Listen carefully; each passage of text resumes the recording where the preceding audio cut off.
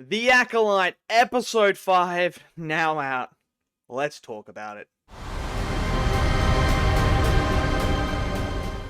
Okay, so the 5th episode of The Acolyte is now officially out, and this episode, man, okay, firstly, another 20-odd minute episode again. It's so frustrating. It really is frustrating how they're putting out 20-minute episodes. We had it last week, we had this week. You could put them together to make just one episode. Like, you could have done that. Okay. Look. There are so many fundamental things wrong with this show. And one of them has been the writing throughout the whole entire show. Like, you can complain about this and that, broken law, whatever. Doesn't matter. But get the fundamentals of the writing down first. Not only last week did May's character arc just change out of nowhere. She decided, I'm going to turn myself into the Jedi. I'm going to be good now. Just out of the blue with no context to it at all. No struggle, no nothing. This episode, bro, they just went, did we write that episode in the last episode? I don't think we did. Guess what? She's evil again in this episode. Now all of a sudden, she's like, no, I don't want to turn myself into the Jedi. She starts fighting the Jedi. What is going... Like, you just said you were so 100% certain last week, in last episode, that you were going to turn yourself in. Now, all of a sudden, you decide you're going to fight the Jedi. Makes sense. Look, I don't mind a character arc like that where she's struggling.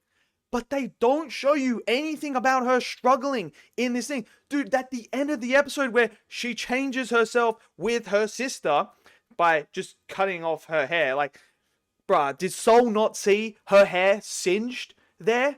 Like what? And you can tell that it's not her. Like, by her facial expression straight away. And Soul can't sense that it's not her? Like, I mean, come on. Come on. What are we doing there? What are we doing with that writing? That writing is just awful. But anyway, now all of a sudden she's what? She's going to infiltrate and kill all the Jedi? Like, what the fudge is going on with her character? There's nothing there. There's no depth, no nothing. It's just, we're just changing left, right, and center with no indication to it happening. You need to build up these things. You need to show us that she's struggling from the light and dark. She's trying to figure out where her place is in this story, in this universe, in this whole entire moment. No, she's just going from one extreme to the other extreme out of the blue. Fundamentals, man. You learn that at the start of writing a story. How to write a character arc. You have to do it properly. You can't just do it out of the blue. It doesn't make sense and it just takes you out of it. It's so freaking stupid. It is really, really stupid. And don't even get me started on the line. Oh, yes. The line that Anakin says in The Revenge of the Sith. May says the exact same thing to her sister.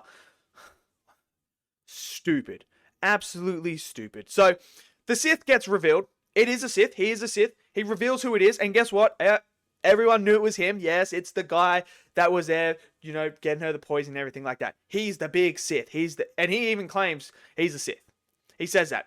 So, Soul knows that the Sith exists. So, if he gets to the Jedi and calls this in, they know the Sith is alive. What are we doing there? What are we doing with that? That is the dumbest thing I've ever... that is just... Alright, calm down. Here we go. Calm down. If he goes back and he tells the Jedi that he encountered a Sith, that breaks so many things that is established in the first movie. It is. The whole idea of the Sith haven't been here, they have been extinct for a millennium, is out the window. It's completely out the window. And dude, did we just forget what the rule of 2 is? Did we forget what the rule of 2 is? This guy, this is what makes the Sith so interesting. Especially before, the Phantom Menace and everything. Everything Palpatine was doing was in the shadows, was not drawing attention to yourself, was trying to maneuver the pieces to get you to the ultimate power to bring the Jedi down. This Sith is just being a freaking idiot, man. He is the dumbest Sith I've ever met in my life. He's just out there throwing his lightsaber left, right, and center. Oh, I'm going to train a person as an acolyte so they go and kill Jedi for me. Like, I'm going to draw all this attention to me. That is not what makes the Sith so incredibly interesting. They are cunning. They are smart. They are intelligent. They move in the shadows. That's what they do. And now we just forgot the fundamentals of what the Sith are. They're just out here like, hey, I'm going to swing my lightsaber. Guess what? You guys need to die. Blah, blah, blah. Okay. And then look, I don't mind if you create your own logic, but you need to follow it in your universe. I'm sorry. We've had how many people survive being stabbed by a lightsaber? How many people? Now, I know people are going to be like, oh, the knife was to the heart. Okay, I'll give you that one. I'm sorry.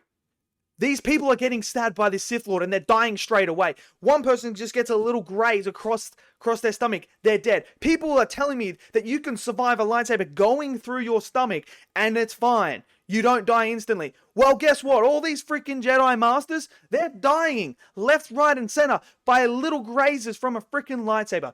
And don't even get me started on the Sith freaking helmet. Whatever he has. That is not Beskar. You can tell that is not Beskar. And guess what? That Beskar is the only fucking metal in the universe that can stop a lightsaber. But man, this guy's helmet, whatever it's freaking made of, because it's definitely not Beskar, because it's got, cracks and everything in it. Beskar doesn't have cracks in it. That's not how it works. It just shows up, well, this guy's headbutting lightsabers. He is literally headbutting lightsabers. What are we freaking doing? And you know how I know it's not Beskar? Because when it gets punched off his face, you can see the crack in the back where it's been cracked off his head. What are we doing? What are we doing? Just follow your own freaking logic. If you don't die by a lightsaber stab, then don't have people dying by a lightsaber stab. Don't have them just getting sliced a little bit across the stomach and dying, because we've seen people be able to survive that shit, but now all of a sudden, no, they're dead. And you know what? It's not even that, like, you could say, oh, they didn't get medical attention quick enough. Bro, they're instantly fucking dead. They just fall to the ground dead. This is what I mean. The writing is so bad. Fix the freaking writing. It's just the fundamentals here, man. The fundamentals. The writing, the logic problems. They don't follow their own shit. It is frustrating.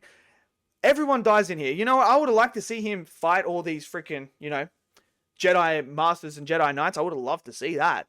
But no, we had to try and look through a freaking tree and stuff like that and watch him do it. And oh yeah, he kills all them, but the Padawan can go toe to toe with him. Right. The Padawan can go toe to toe with him one-on-one before Sol turns up, while all these other Jedi Knights and that are struggling and getting their ass handed to them. Make it make sense. Make it make sense. That's all I ask. All I ask is for the fucking good writing, but it's just constant shit writing. Now, this could be a problem because Disney only wanted it to be 20 minutes. That could be the problem. That could be the issue where there's nothing being flushed out. But still, it's fundamentals, man. It's writing 101. It really is. I've seen amateurs who can write better than this.